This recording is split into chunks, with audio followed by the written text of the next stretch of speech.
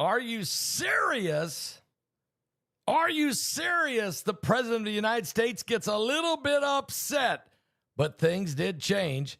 We'll talk about that in just a second. But first, let me put a shout out right now for this. Folks, if you're suffering from daily pain, please listen closely. It's no secret. Big Pharma isn't interested in your relief. They want you hooked and booked on pain pills forever, profiting billions in the process off your pain. Their motives have been unmasked, and natural pain solution has taken hold throughout the United States. Thank God. That solution is named Clonidine. There it is, which may be your ticket to the life without pain. Chances are you've already heard, guys, someone talking about it. And as it has changed the lives of hundreds of thousands of Americans. Over 2 million bottles have already shipped last year. Why is this so popular, you ask? This drug-free innovation has been studied for 14 years, and it gives you pain pill level relief without the side effects, without the grogginess, the risk of addiction. Scientists are calling this nature's morphine, and it's the only substance ever proven to activate your body's natural pain molecules, the very same ones upon which the pain meds are designed to affect. This means you could be 7 days away from a life without pain. Here's the deal. Until midnight today, you can try this risk-free 90-day, $1 a day guarantee. Give it a shot. Remember, authentic Clonidine is only produced by one company in the world, the GDR Labs, and every bottle is a small batch manufactured right here in Atlanta, Georgia. Not where I'm at, but in America, Atlanta, Georgia. Do it now. Do it now. Click on that link below this video. Try Clonidine. Try www.trycono.com/Paul. That's www.trycono.com/Paul. You'll be glad that you did. I tell you, wow. A lot of folks are hurting out there. We really, really need some help. All right. Now, yes, I'll talk about zombie apocalypse in a little bit here, how that you can, it's available now. My book's available. My 2 DVDs on zombie apocalypse, the Return of Legion, the Demon Forces, and the 3-hour teaching is available right now if you go to my website at paulbegleyprophecy.com. I'll tell you about that in a little bit later. But first, we got to go right now to the situation here with President Trump. Not happy, absolutely not happy. That's maybe the understatement of the year so far. But I was watching live actually this morning on Fox News when President Trump lost his cool, may need a little anger management there, but certainly very upset about what happened as it relates to the ceasefire. Okay. Now, last night, I told you, we did a video last night. I was on for almost 2 hours talking about midnight peace or sudden destruction. Well, looks like midnight peace didn't hold. That's for sure. And so here's what happened. So apparently the president got up on the wrong side of the bed. He found out that that people were not doing what they're supposed to do. That's for sure. And this is what took place. And I'll actually give you a timeline. It started this morning about 6:30 in the morning. A report showed that there was a gaping hole right in the city of Beersheba after it was hit by an Iranian rocket last night. That's what caused this whole thing to go off. That was the rocket. It landed in Beersheba, left a huge gaping hole. Israel responded and Trump wasn't happy when he found out in the morning. Now, at 6:41, Qatar condemned the Iranian attack on the U.S. airbase. Okay. At 6:50, Trump said both Israel and Iran have now violated the ceasefire. So after that gaping hole, after that rocket, and it was realized that there was this massive gaping hole in the middle of the city of Beersheba, the biblical city. 20 minutes later, Trump knows now that Israel has already dropped airstrike, several more strikes, and he's upset with both Israel and Iran, and that he announces that they have violated their ceasefire at 6:50. At 6:53, Trump then says Israel and Iran have violated the ceasefire. At 7:04, Emmanuel Macron expressed concerns that Iran could continue to work on enriching uranium. So Macron says, hey, wait a minute, they still may have capability to enrich more uranium. At 7:10, Turkey urged all parties to fully observe the ceasefire. Okay, that was 7:10. At 7:32, Trump gets on the phone and he tells Benjamin Netanyahu, turn your pilots around, turn your planes around, and go back home now.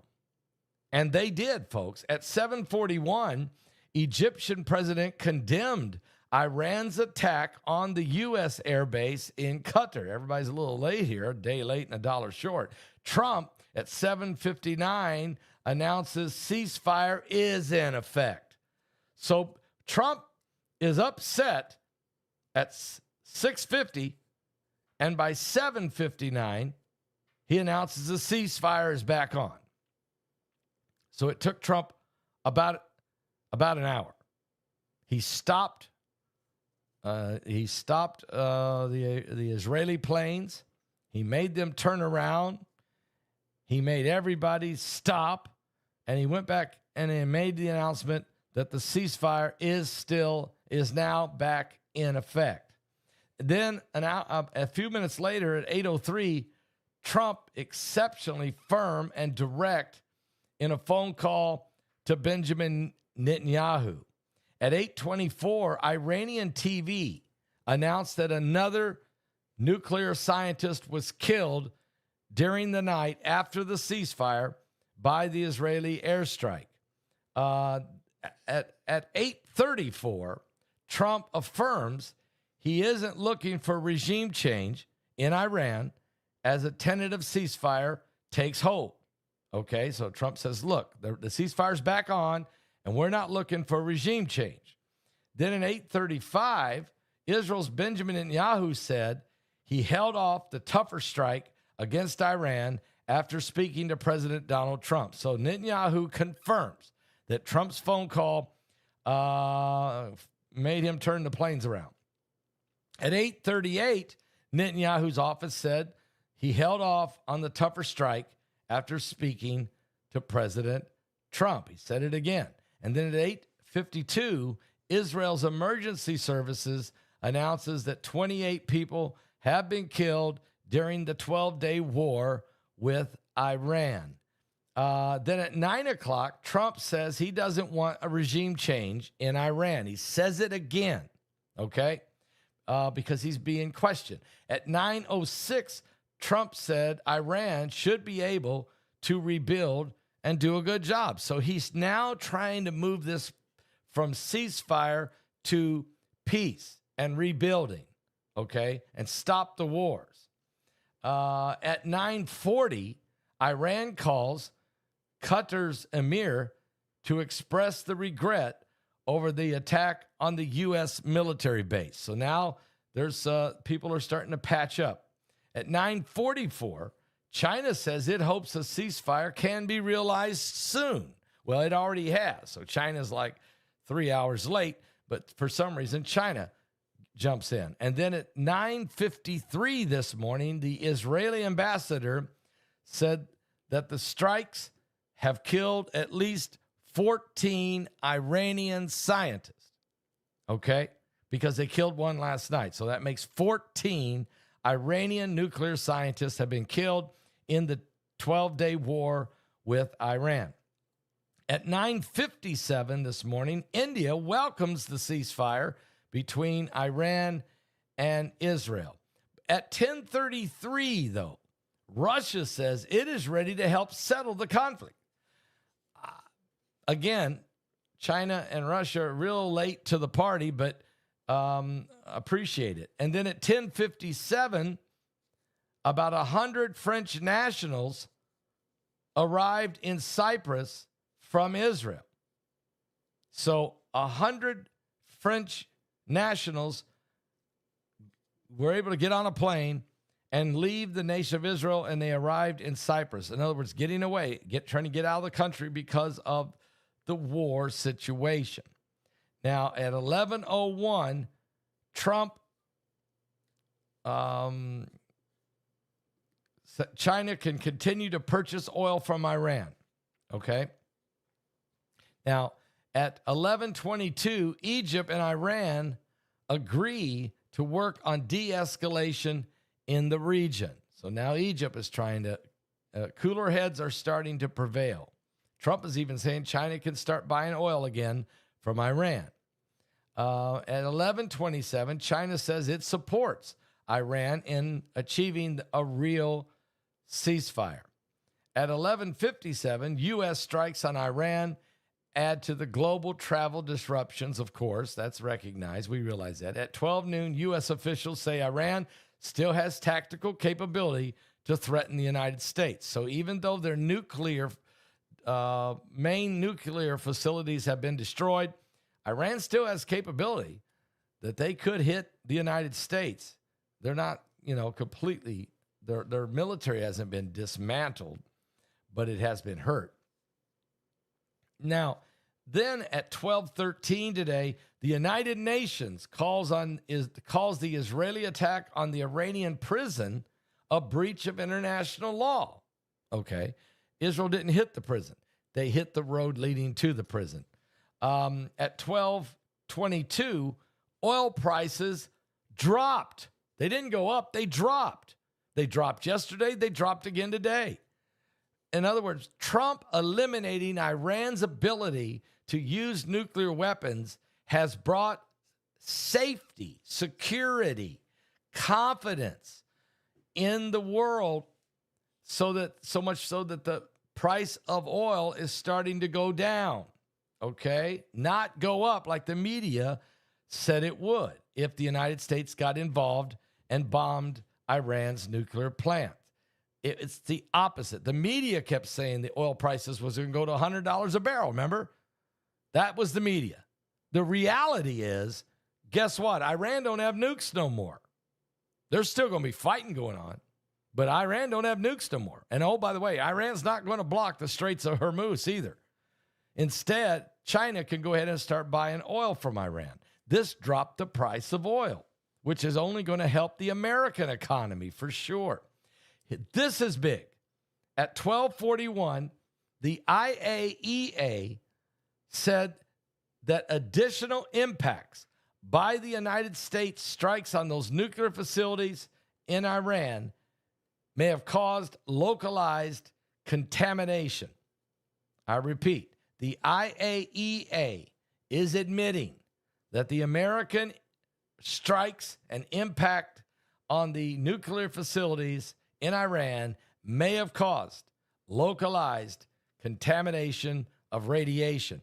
And matter of fact, I'm already getting information that there is higher levels of radiation in Iran. This is absolutely a fact. Now, the media, the U.S., I'm sure the United States government, maybe everybody is going to say, and they're going to try to squelch this. They're going to try to put this down. They don't want that to get out. But guys, it's already happening. Pakistan welcomes the ceasefire between Iran and Israel and urges the parties to uphold the agreement. That was at 1:07. And then, hang on just a second because it looks like we got another update here.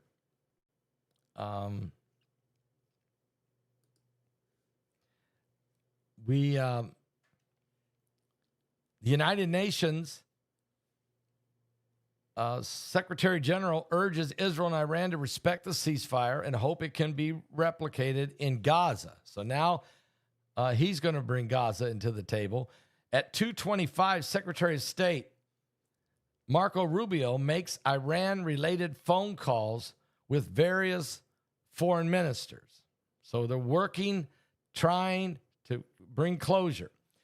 Just 56 minutes ago, the United States, after U.S., of course, hit Iran, Trump told Netanyahu not to expect further American offensive military action. I repeat, President Trump made a phone call to Netanyahu about an hour ago and said, look, don't expect any more American offensive military involvement. We've done what we were going to do. That was destroy their nuclear capability, break the bow of Elam. But we're not going to jump into this war. We're not getting into the war. Now, of course, we're going to continue to support Israel. We'll help shoot down missiles if they come flying in. We'll help resupply their Patriot missiles and the THAAD missiles. We still got their back, but we're not going to go on the offense. 49 minutes ago, U.S. strikes on Iran. Trump told Netanyahu, we're not going to do any more strikes. So it looks like Trump's tirade. It looks like Trump's verbal, that was off the charts. It looks like Trump getting that angry that he lost control to the point that he dropped the F-bomb on live television on Fox News, and I saw it when it happened. But it looks like that anger, not what he said, but the anger that Iran and Israel may be going to continue firing at each other, that Trump lost control to the point of absolute anger. But it looks like it worked, because Netanyahu turned the planes around and came back. Iran said, we're done. And it has worked. And Trump was very upset. And the reason is, folks, he hates war. Anger. I think it was more anger. And yeah, I'm going to say, Melissa, maybe both. Anger and frustration. I think he was frustrated. I'm not making an excuse for him. He shouldn't have said that. Okay? He just absolutely shouldn't have said that. But we're going to recognize the pressure he's under. He hates hearing of people dying. He doesn't want any more bloodshed. He went in and destroyed Iran's nuclear capabilities without going after any of Iran's military personnel. He went in, he got out, and then he said now he's put his foot down. He's told Israel, stop. He's told Iran, stop. And let's get to the table. Now, there's still big issues. I'm going to give Israel a lot of credit for what Israel said. When Iran said this, okay, we will honor the ceasefire if Israel will. And Israel turned the planes around and said this, then send our hostages back. That's the right, in other words, whoa, this ain't just a war between Israel and Iran.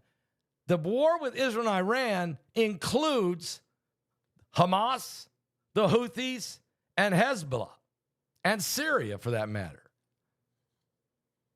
So if you want this ceasefire to really last, give us back our hostages. Give us back our hostages. I think that was the most, that put the Gaza situation in the middle of the table, the hostages right in the middle of the table. And it also says to Iran, this war with Israel and Iran isn't just about Israel and Iran.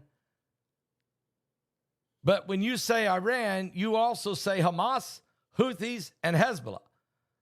And Syria, for that matter. And oh, by the way, somebody better tell the Assyrian that I've identified as the Assyrian from Daniel. I believe he is. I really do. You ask me, I'll tell you. I think he is. Matter of fact, Mike from around the world is even confirming it with me, because Mike went and looked at this guy's track record of a butcher, of a rapist, of a murderer, of a terrorist.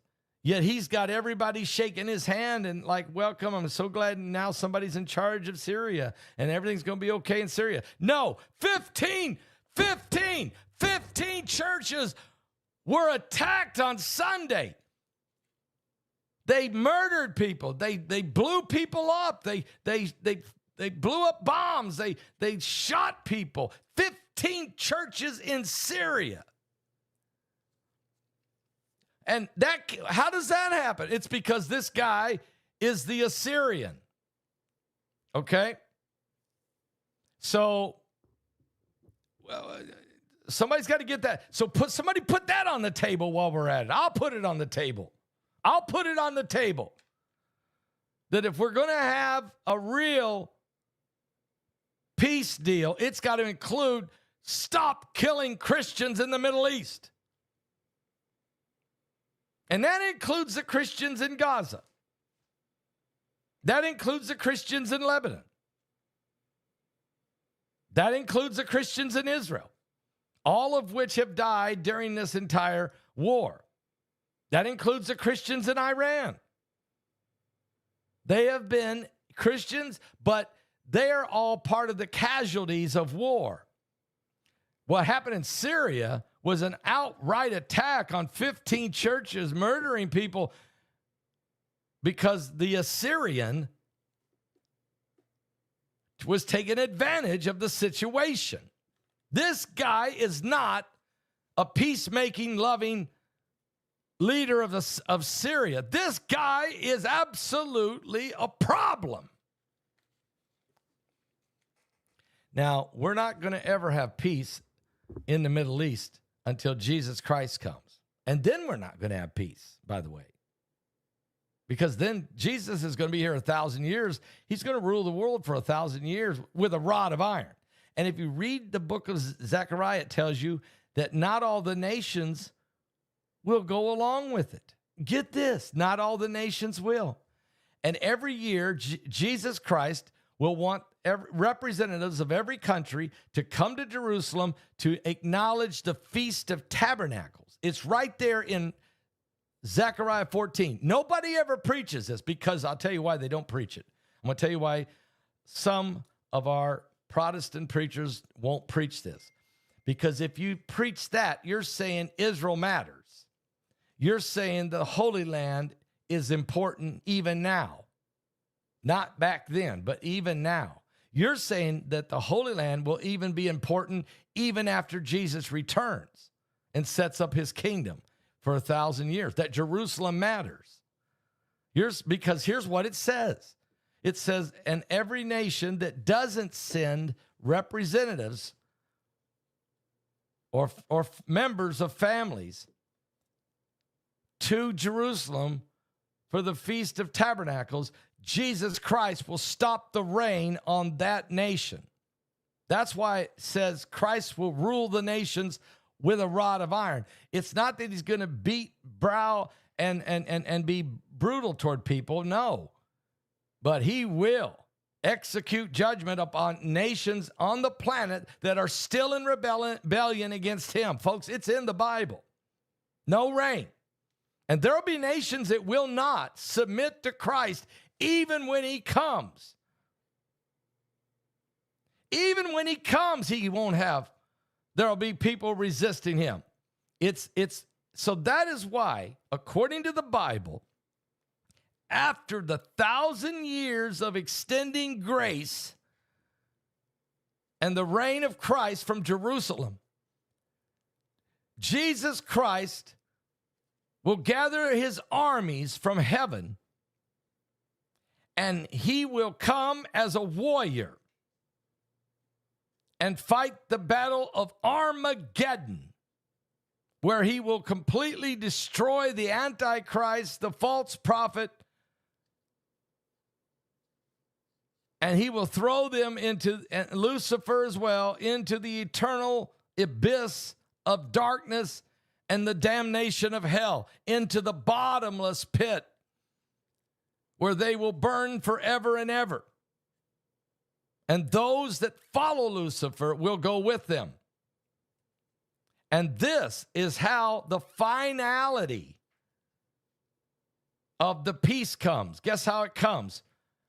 It comes through the strength of Jesus Christ. It comes through the judgment of Jesus Christ. It comes in the final battle between Jesus Christ and Lucifer himself. Who'll stop the rain? Thank you. That's in Credence. Thank you. Well, we know who will stop the rain. Jesus will stop the rain if you don't come to the Feast of Tabernacles. That's during the millennial reign. That's actually going to take place. So, you know, he's the Lion of the tribe of Judah. He's the Lamb right now.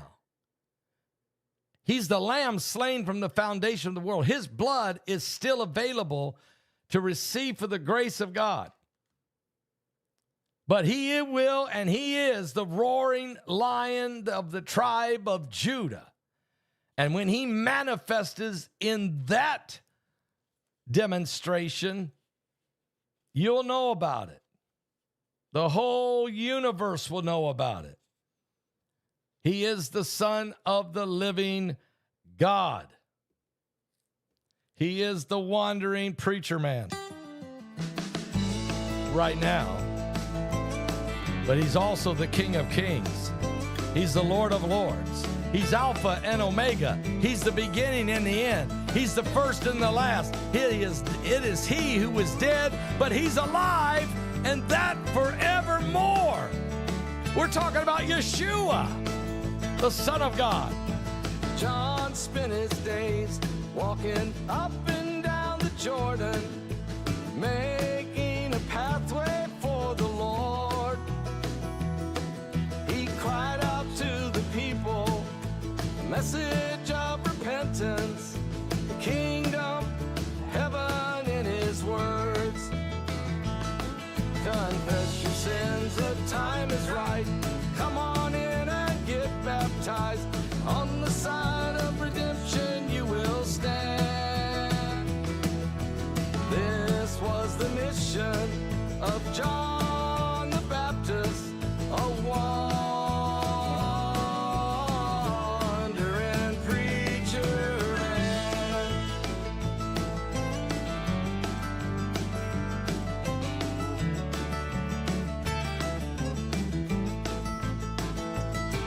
On the road to Damascus, the trouble in his heart, Saul was the meanest guy around, and the good Lord saw right through him.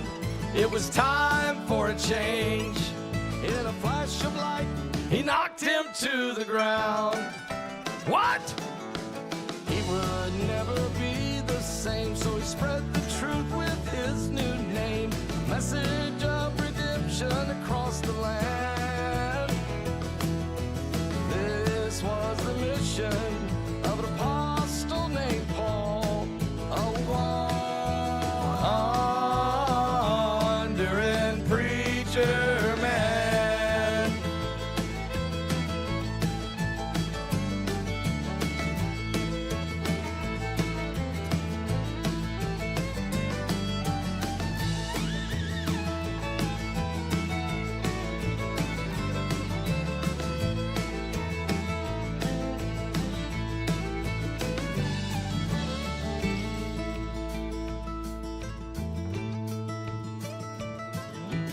Walk from town to town, teaching truth to the people. The author of creation, flesh and bone. He showed the world the fullness of his glory. He called all the sinners to come home. The Son of God had been sent. He was crucified, but he rose again. our redemption resting in his hands. This is the message of our Lord Jesus, a wandering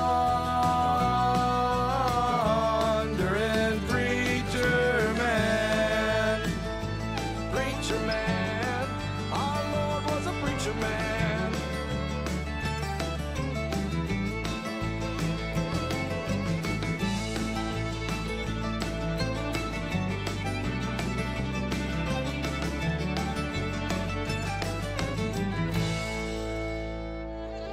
Now, the final word here, of course, and we're very concerned, is there radiation leaking over there in Iran?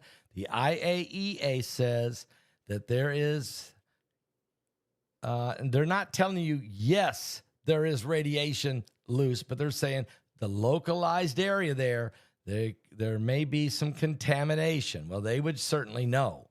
And I knew that was probably coming, so we're going to keep our eyes open on that.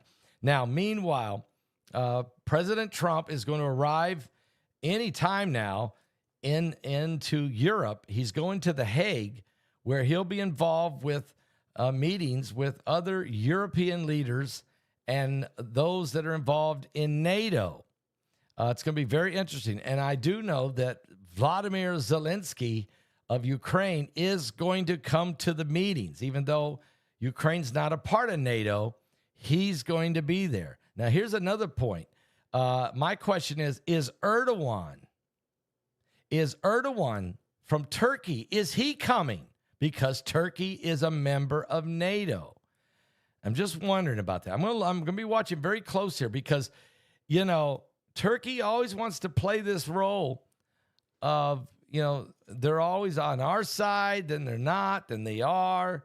They're on our side, but they're against Israel, and then they want to start a caliphate, and then all of a sudden they're, you know, so I'm just wondering. I got my eye on Erdogan. And also President Trump is coming. He wasn't not in a very good mood. Now he's in a better mood because the ceasefire held. The ceasefire is holding, and China jumped in and said, we want it to hold. And Trump said, good. Iran, you can start selling oil to China again. That's to keep Iran from closing the Straits of Hormuz, okay? And then Putin said, you know, we really hope that the ceasefire holds. And so you can see now everybody starting to circle the wagons. Iran, you've lost. Now give back the hostages. And Israel wants to make this point, and I'm glad Israel's doing this. Israel's saying, okay, everybody's happy that we've crippled Iran, we've taken their nuke, we broke their bow, but we're not saying this war is over because there's still 56 hostages of only 24 are alive that we know of. And that's what started this whole thing. So before anybody thinks there's 4 different wars, it's still one war. Israel against Iran. Iran, you used your proxies. We still want our hostages. That I'm standing with Israel, and that there cannot be a peace deal without the hostages. So I'm going to stand with Israel on that one. I'm not going to back down on that one because that's why it all started in the first place. And what really started it all was Iran. And some of these other nations still don't acknowledge Israel as a nation because they still want to wipe them off the face of the map. Now, I'm really proud of Donald Trump for hitting Iran's nuclear facilities, blowing them up, breaking the bow of Elam. That he fulfilled a prophecy right there in Jeremiah, the first part of that prophecy. He also fulfilled a prophecy when he declared the Golan Heights as the sovereign property of Israel. That was another prophecy. He also fulfilled a prophecy when he moved the U.S. Embassy to Jerusalem and declared Jerusalem the capital of Israel. Another prophecy he fulfilled. And so he is doing the things we need him to do. But boy, I tell you what, he did put Israel back in their place. He did put Iran back in their place. And really, this morning when he lost his cool, and I don't advise that, but to be honest with you, when he lost his cool and absolutely threw down the hammer, he said to the world, enough is enough. I'm going to have to go. I got a call coming in. God bless all of you. I'll be back with more tonight.